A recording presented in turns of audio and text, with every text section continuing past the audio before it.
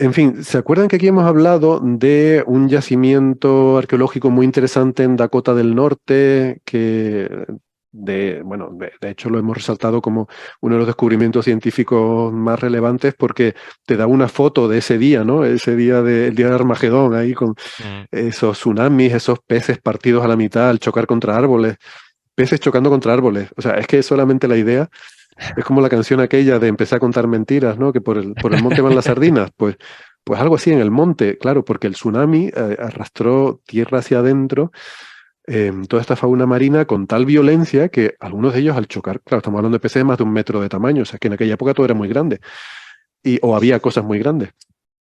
Peces de más de 1 metro chocando contra árboles partidos por la mitad, peces que se encontraban en sus agallas, estas impactitas, estos De férulas de em, vidrio. Y- esférulas de material fundido que había llovido del cielo, ¿no? O sea, y todo esto a miles de kilómetros de distancia, o sea, nos muestra que fue un infierno global, no solo donde cayó este meteorito, ¿no? Sino que llovía fuego, llovía piedra fundida, ni siquiera fuego, piedra fundida por todo el planeta, o sea, realmente es para hacer una película con esto y meterle ahí todos los efectos especiales que tengas en el armario, Se quedará corta. sacarlos todos y Sea, la te quedas película de corto, ¿eh? Armageddon empieza dando una cifra diciendo con la fuerza de 10.000 bombas nucleares y eso es súper insignificante comparado con la fuerza del impacto de los dinosaurios.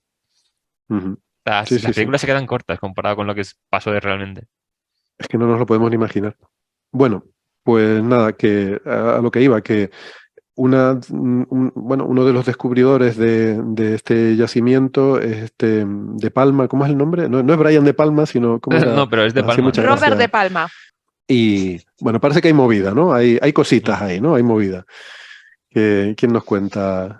No sé, Si queréis, Francis. brevemente lo comento yo. Esto se ha publicado ¿Sí? en la revista Science, en la parte de sección de noticias, y por lo que parece, se publicaron dos artículos. Un artículo en la Scientific Reports, que es una revista poco prestigiosa del grupo Nature, liderado y firmado por este Robert de Palma. Y esto fue en diciembre de 2021. Y como en febrero de 2022 se publica en la revista Nature un artículo en el que no aparece él, liderado pues, por una investigadora, una paleontóloga llamada Melanie Durin. Y entonces, pues en principio los dos proponen más o menos la misma hipótesis, que el impacto de este asteroide ocurrió en la primavera boreal y aportan datos muy similares. De hecho, en el artículo de ella, en el artículo publicado en Nature, que es una revista súper prestigiosa, se agradece, en la parte de agradecimientos, a De Palma que dio parte de, o sea, permitió recabar una serie de información y parte de los restos que se han encontrado en fósiles de peces son del yacimiento de este hombre. Entonces, se le agradece estar incluido. Claro, Este fue un uno cuando yacimiento que lee él esto compró, muchas veces ¿verdad? piensa, Porque ¿no? Sí, Sí, sí. esto fue un yacimiento que él compró, ¿no? Que vio que estaba en el terreno de algún granjero, no sé qué, que tenía unas extensiones enormes, y él vio aquello y se lo compró. Creo que fue algo así la historia, ¿no? Sí, pagó yo para por, poderlo explotar, sí. sí. Yo por lo que he leído, cuando esta muchacha fue a investigar, él estaba terminando, acababa de terminar la carrera y lo que estaba era al cuidado del yacimiento. Entonces fue el que le enseñó el yacimiento y tal. Oficialmente los dos eran doctorandos, ¿vale? Él tiene mucha mayor Ah, edad que ella. Ella es, como ha dicho Sara, una muchacha, ella, un hombre hecho y derecho. Pero en cualquier caso, los dos están haciendo doctorado y con directores diferentes en países distintos. Y ella visitó el yacimiento de él, estuvo recogiendo restos y parte de esos restos que estuvo recogiendo los recogió él en paralelo. O sea que ambos tenían el análisis de esos restos. Aquí el punto clave es, ella le ofreció, por lo que parece a él, que fuera coautor del artículo. Entonces la idea original era que los dos primeros coautores fueran ella y él, y que los últimos coautores fueran los directores y que en medio estuviera todo el resto del equipo, que son mucha gente. Pero por alguna razón que no se conoce, él se niega a aparecer en el artículo. Él se niega a aparecer en el artículo y decide escribir un artículo por su cuenta.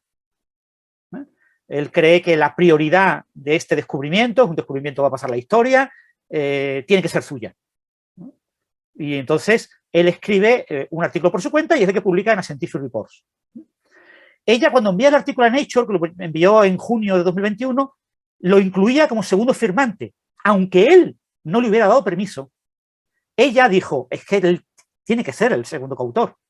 Entonces lo incluyó como segundo coautor. Claro, cuando vio que había publicado el artículo en Scientific Reports en diciembre de 2021, todavía no estaba aceptado su artículo, el de ella, se aceptó en enero, ella decidió, llamó al editor, le dijo, quítenlo de segundo coautor. Entonces, en el artículo final ya él no aparece como coautor. Entonces, lo que ella se planteó es fundamentalmente criticar el análisis que había realizado él en Scientific Reports. Scientific Reports es una revista en la que se publica cualquier cosa, ¿vale? Mínimamente escrita. Si te pilla un revisor que quiera hacer su trabajo bien hecho, pues aceptará cualquier cosa, porque eso es lo que pide la revista, le pide a la revista a los revisores. No se preocupen por nada, solo comprueben que no hay errores, nada más. Solo comprueben que no hay errores. No se preocupen por absolutamente nada más. Es importante, es irrelevante que sea algo novedoso, que sea algo importante, que merezca la pena ser publicado. Eso es irrelevante. Señores, nosotros tenemos que aceptar más del 50% de los papers, así que acéptenlo. Claro, hay revisores que no lo hacen, ¿vale? Hay revisores que dicen, no, perdona, yo soy revisor y cuando reviso exactamente igual para Nature que para Scientific Reports. Entonces, pues, por eso hay un cierto porcentaje de artículos que son rechazados, ¿no? Pero la idea de Scientific Reports es que todo lo que se vaya a publicar en alguna revista de Nature que no entre y que sea rechazado, que vaya a Scientific Reports y se publique en Scientific Reports. Esa es la idea.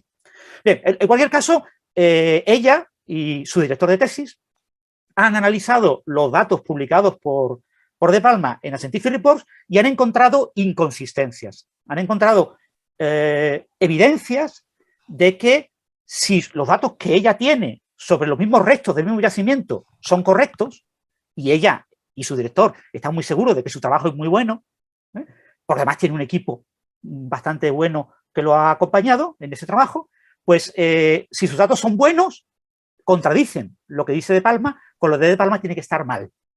Entonces lo que hicieron fue reclamar, pidieron a la revista Scientific Reports que detectara, que solicitara a De Palma que diera los datos originales.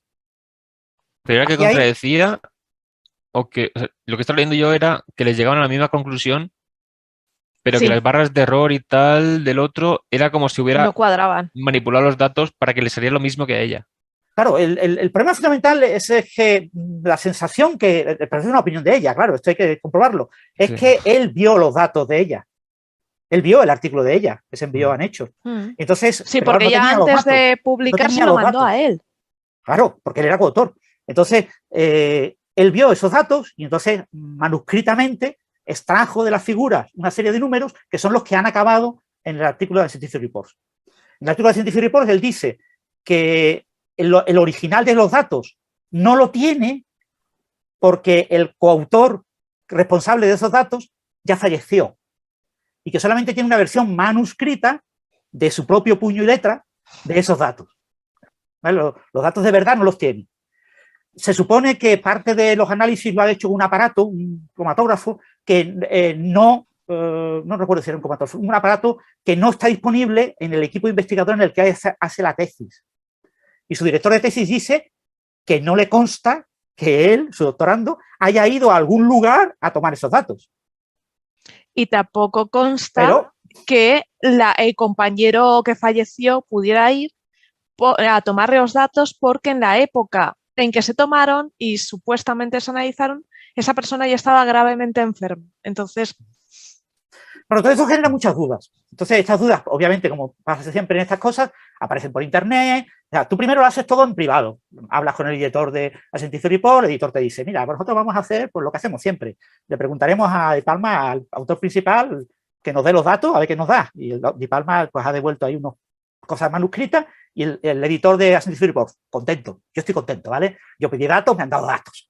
Pero, claro, ella no está contenta, porque ella ve que los datos no son buenos. Entonces, ella ha estado ahí protestando, ha escrito un pequeño artículo detallando cuáles son los problemas, y a partir de ese artículo es como desde Science, que es la competencia de Nature, le han contactado con ella y le han pedido información al respecto.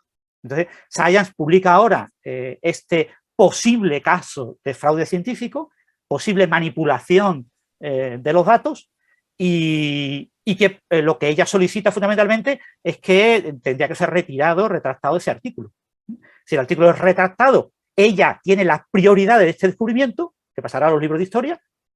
Si el artículo de Scientific Report no es retractado, es posible que De Palma sea el que tenga la prioridad en los libros de historia. Los libros de historia digan, lo descubrió De Palma, pero lo publicó mejor ella.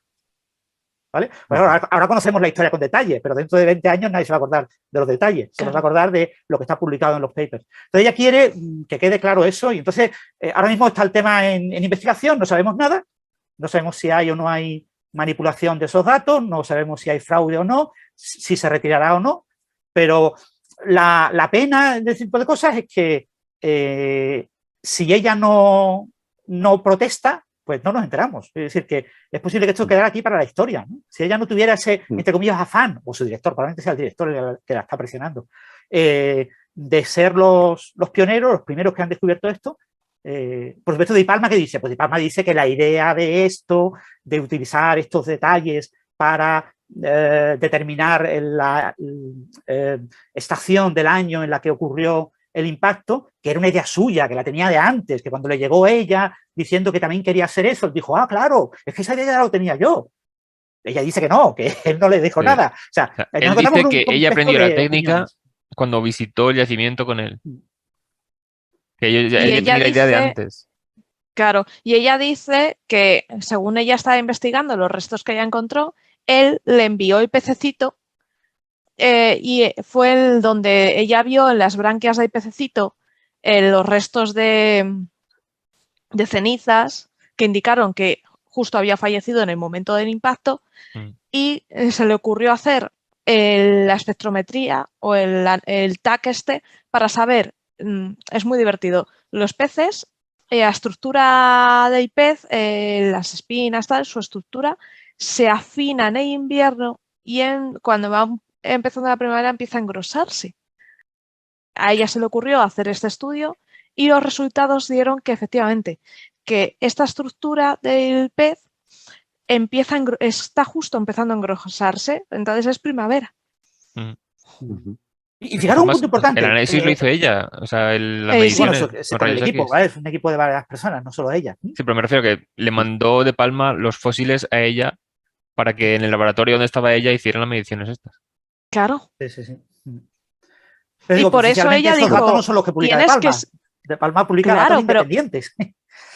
Supuestamente. Pero, jolín, es que ella le dijo, vente de segundo autor porque esto es interesante. De hecho, ella no pensaba que tuviera... Dice, bueno, pues fue en primavera. Dice, esto no va a tener ningún impacto a nivel científico. Es una cosa que bueno, si la enviaban hecho. Ya, bueno, pero que ella tampoco pensaba que fuera... No, pues sí, ella sabía perfectamente que esto iba a ser una cosa de impacto que iba a generar... Si lo envías a Nature, en Nature de unos periodistas te dicen, sí, esto se puede pasar a revisores. Que básicamente lo que hacen los editores de Nature. Son básicamente periodistas que buscan lo noticiable. Y lo que te dicen, si es noticiable, lo pasamos a revisores. Si no es noticiable, se siente, será muy importante, pero será importante en tu casa, o en tu familia, o con tu colega. Pero al mundo no le interesa esas cosas. Y por eso hay cosas tan famosas como los escutoides que no acabaron publicados en Nature. Y si se hubiera vendido como una nueva forma geométrica, lo mismo sí. Pero claro, eso se vendió ya a nivel de nota de prensa. Pero bueno, ¿cuál es el caso? Una cosa, cuando Francis dice que los editores de Nature son periodistas, quiere decir que actúan como periodistas, ¿no? Porque por lo menos yo los que conozco son científicos, pero... Se supone que científicos ya solo se dedican a ser periodistas. Pero que actúan como periodistas. Cogen gente... Son editores, pero que hacen una labor editorial. ¿Vale? No hacen una labor científica, no son revisores científicos, no son parte del comité editorial. Siempre decimos, el proceso es, tú envías tu artículo y primero el editor mira, o sea, le da igual que sea correcto o no sea correcto, sino dice, mira, ¿esto es de impacto o no es de impacto? Claro, y entonces si es de impacto, y evidentemente lo de Chicxulub es uno de los mayores impactos de toda la historia de la Tierra, así que eso es de mucho impacto. Y luego ya se lo pasa a los revisores, que son los que tienen que juzgar si científicamente eso es correcto o no. Pero el editor, el primer filtro, que es el que filtra el 90% de los papers que les llegan, el 90% se rechazan en base a criterios editoriales. Es decir, esto no es interesante para nuestra audiencia. No es que esté mal, no es que esté tal, pero nuestra audiencia... el punto clave, para que no se confundan los oyentes, porque todas las revistas científicas tienen un comité editorial. Pero todas las revistas científicas tienen un editor principal, que es un científico en activo, y un comité editorial, que son científicos en activo. Y cada uno de una subárea, de un tema específico de conocimiento de todos los tópicos que cubre la revista. De tal manera de que tú envías el artículo al editor principal, ya hay revistas en las que tienen varios segundo puesto, y se lo envías a alguno del segundo puesto, no necesariamente al primero, y él decide a qué editor del comité editorial, que es un científico, es el más adecuado para entender el artículo y elegir los revisores. Y determinar si el artículo merece la pena pasar a revisores o no. Pero eso lo hace un científico. O sea, miembros del comité editorial. En Nature no. En Nature, ex-científicos que eran científicos de un tema que no tiene nada que ver con el tema del que se van a poner, porque ahora lo relevante no es la ciencia, lo relevante es el interés periodístico, son los que hacen ese filtro. Hay una editorial, un grupo editorial, o sea, un grupo de editores periodistas, yo les llamo editores periodistas, que son los que deciden el tema, y una vez que han decidido que merece la pena aparecer en Nature, entonces pasa a un científico del comité editorial, que ya se hizo un científico, que es el que selecciona los revisores. Entonces, el filtro primero, sí, un pero filtro de periodistas. desde su punto de vista, claro, pero desde su punto de vista tiene sentido, porque ellos publican investigación interdisciplinar que tiene que ser relevante para cualquiera de cualquier campo. Entonces, no hace falta que yo, como editor jefe, sea de tu campo. Tú me puedes mandar a mí un artículo sobre geología marciana y yo no tengo ni idea de eso, pero tengo que ser capaz, o sea, si a mí eso no me resulta atractivo y me apetece leerlo, entonces al lector no le va a apetecer leerlo y por tanto no nos interesa en la revista.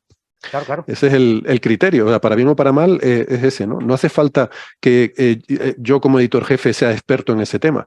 Si a mí me parece que esto podría ser interesante, ya entonces lo pasaré a los expertos a ver si esto...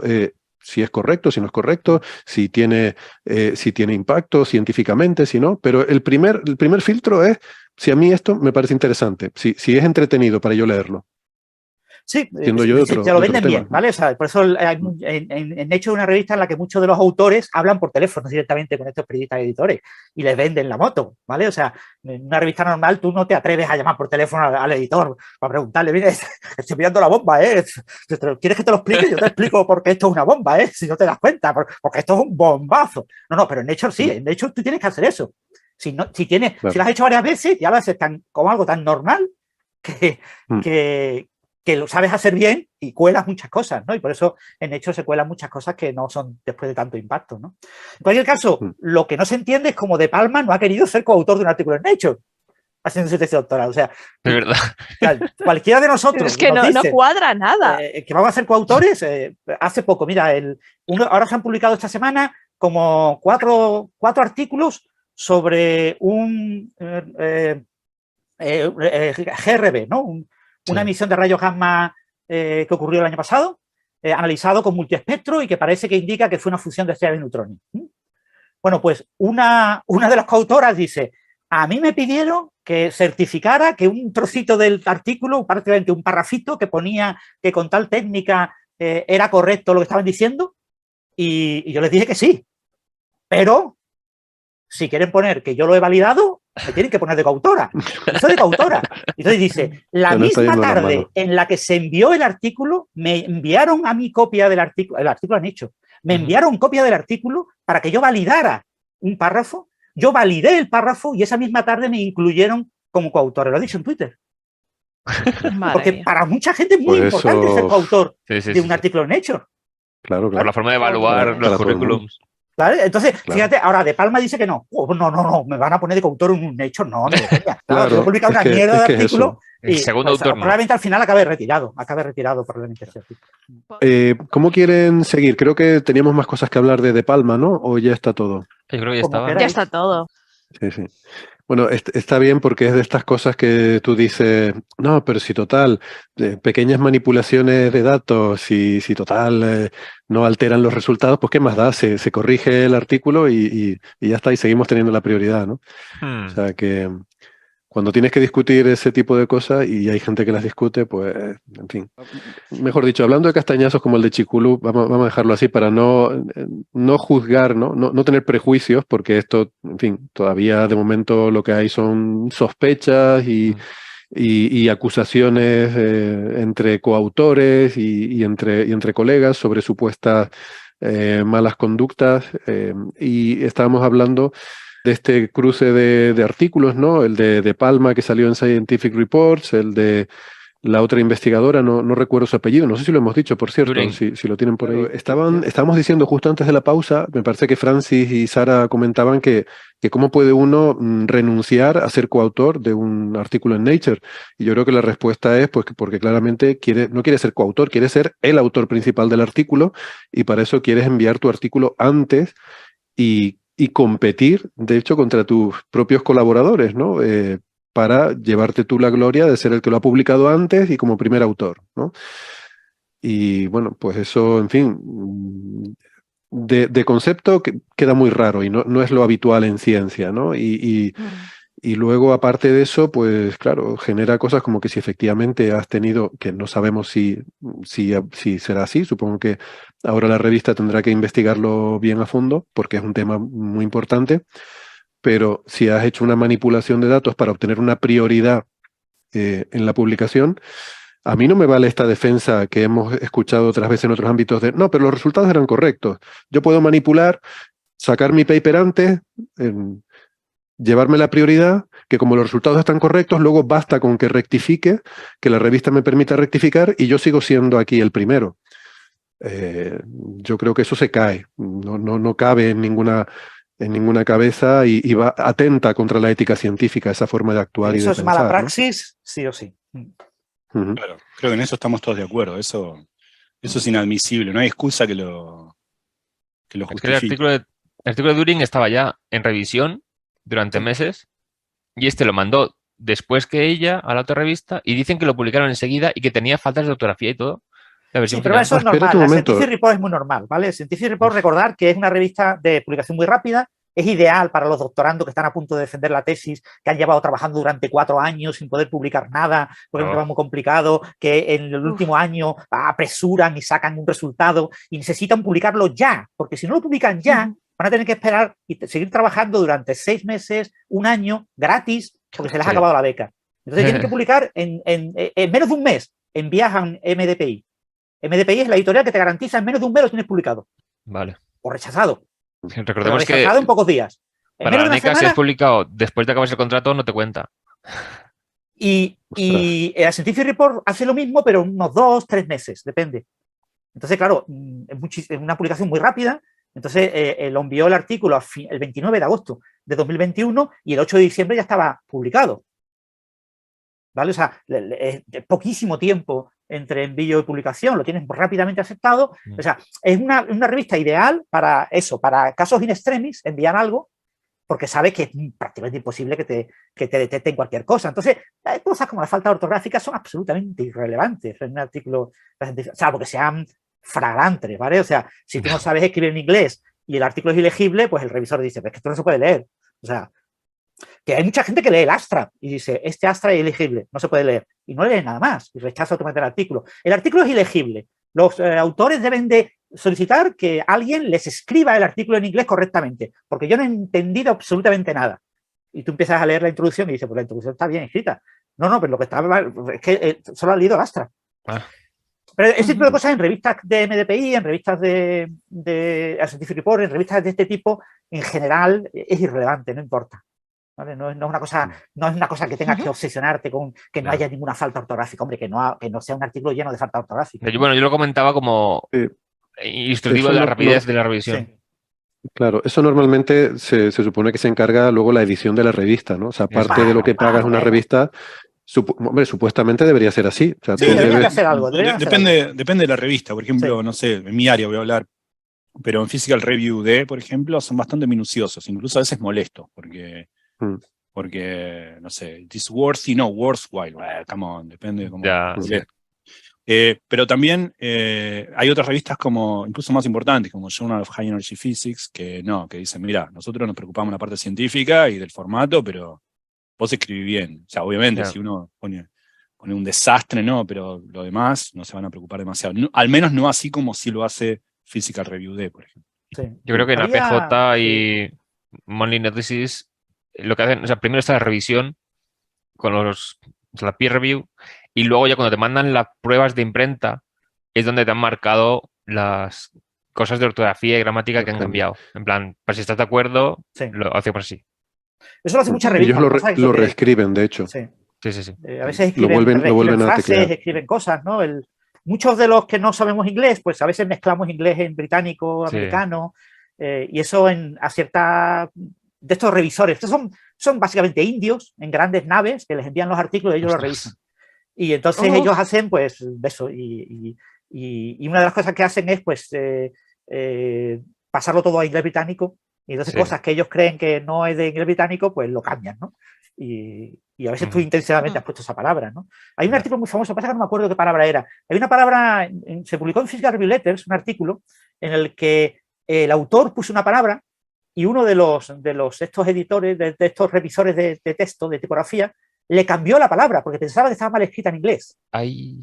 Y entonces, desde ese momento, él en sus conferencias seguía utilizando la palabra que él había puesto, porque él había acuñado esa palabra nueva. A mí me pasó. La comunidad leía el artículo en PRL y entonces la que se ha quedado como la palabra definitiva ha sido la mal escrita en PRL.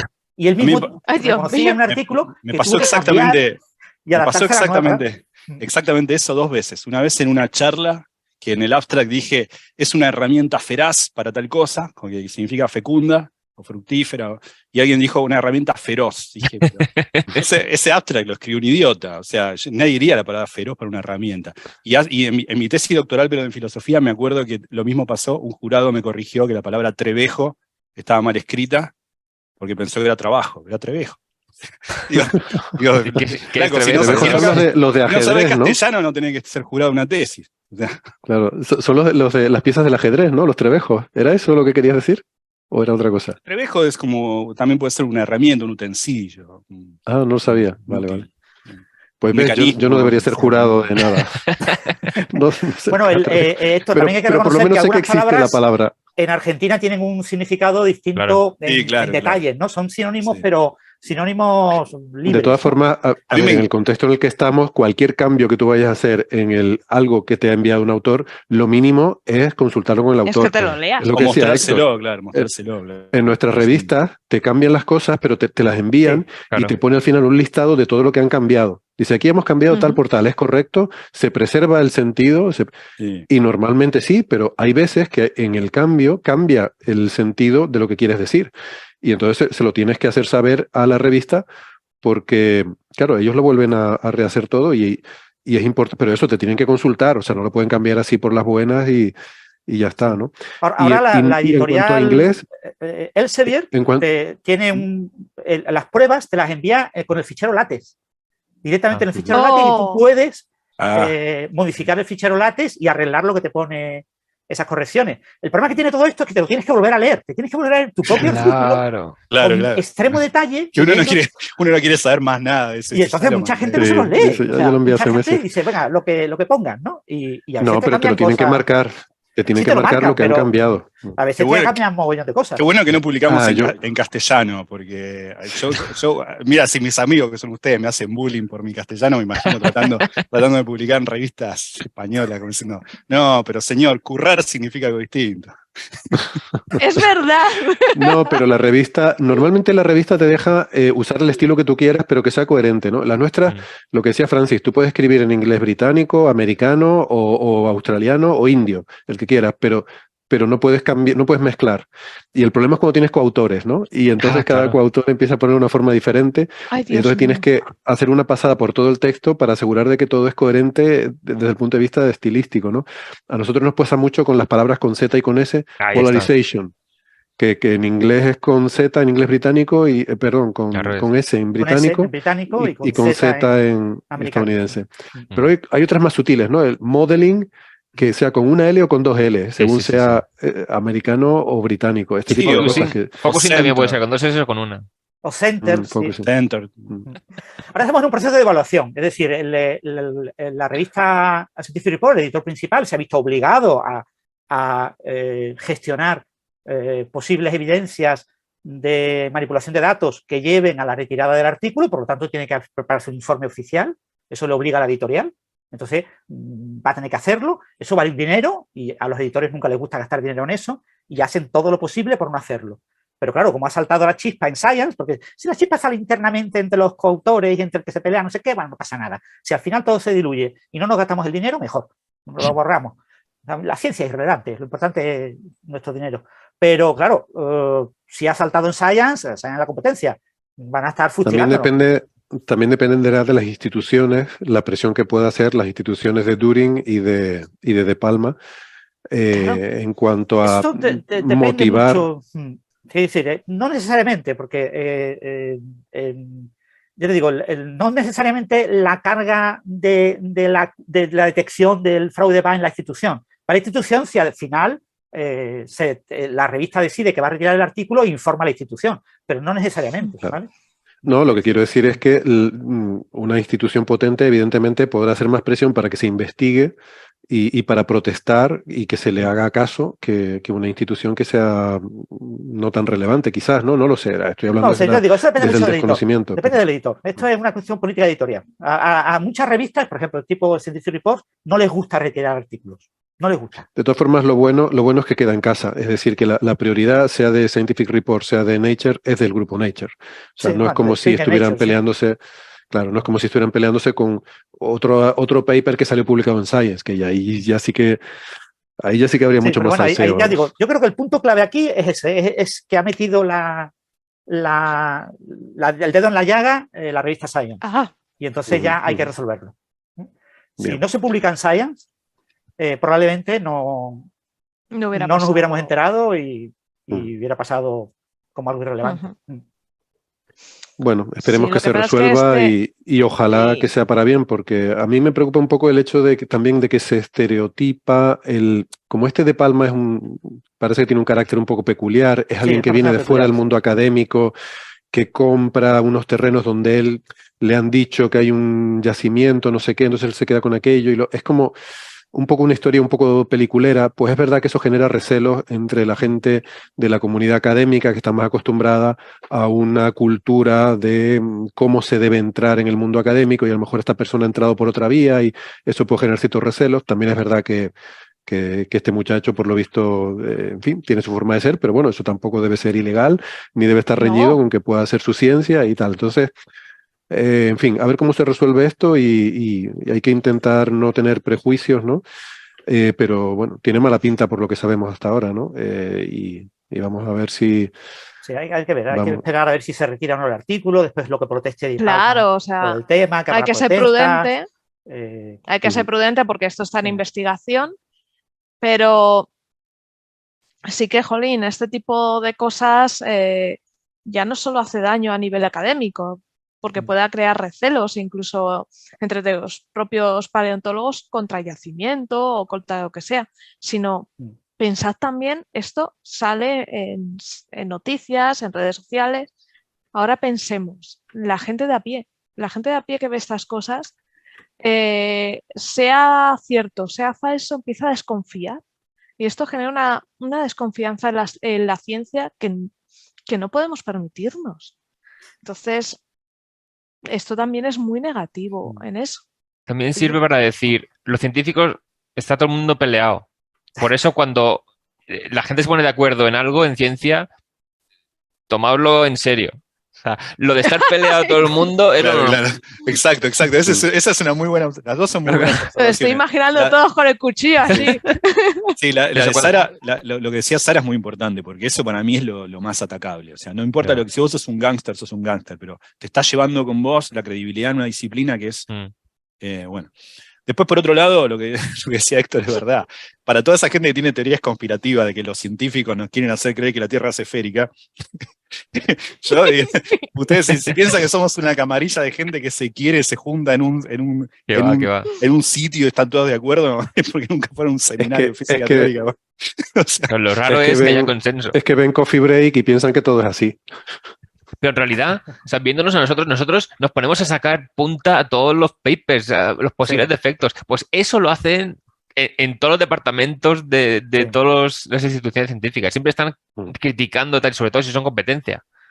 Pues es que a mí el modelo que han hecho no me gusta como lo han hecho. Tal. Entonces, eso es lo normal. Lo normal es estar tratando de buscar los defectos al resto. De hecho, hay un punto importante, no sé qué piensan ustedes, pero me parece que, dado el espacio, me parece que es ideal para discutir eso, que es, sin extendernos mucho, pero eso creo que interfiere con la divulgación un poco. Yo veo mucha gente que hace divulgación mal, y son excelentes científicos, e incluso excelentes comunicadores de su ciencia. Digo, ¿por qué son tan malos cuando hacen divulgación? Algunos será porque son demasiado pedantes y hablan de cosas muy difíciles y no es la idea, o en un lenguaje muy abstruso o técnico. Pero en realidad, a veces hay una obstrucción que es, vos decís, ¿por qué este tipo dice las cosas tan complicadas? Si lo podría decir más fácil.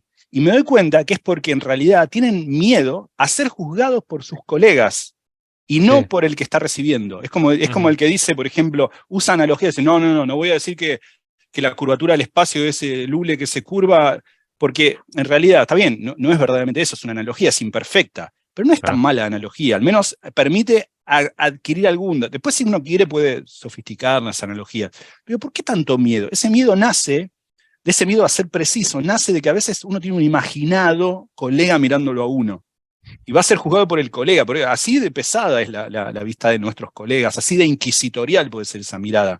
Entonces a veces uno dice, no voy a decir que el universo es una temperatura. El otro día fui a una charla y alguien dijo, no, porque bueno, es como algo que se puede pensar que el universo tiene una temperatura. Es la puta temperatura del universo. ¿Por qué tanta vuelta? Digo, estaba pensando que capaz que había un colega que lo estaba mirando y dice, bueno, guarda, porque los neutrinos se desacoplaron antes y en realidad no tienen la misma temperatura que el 100B. Come on, digamos, no hay nadie ahí mirando. Digo, lo que quiero decir es que a veces la mirada inquisitorial del colega puede ser tan fuerte que está sobre nosotros aun cuando el colega no esté ahí, digamos, ¿no? Claro. Sí. Sí. Eso es así. Muy bien, pues me parece una reflexión muy adecuada para terminar el tema, salvo que alguien quiera añadir algo más, pero si alguien va a decir algo, que mejore lo de Gastón, o si no, que guarde silencio. No sé, como el tema de ahora va a ser también criticar, yo creo que viene bien. Claro. Vale, pues aprovechando que Gastón ya Necesitamos está con el sonido carrerilla de hasta cañonas, por favor, para estos días. para estos minutos.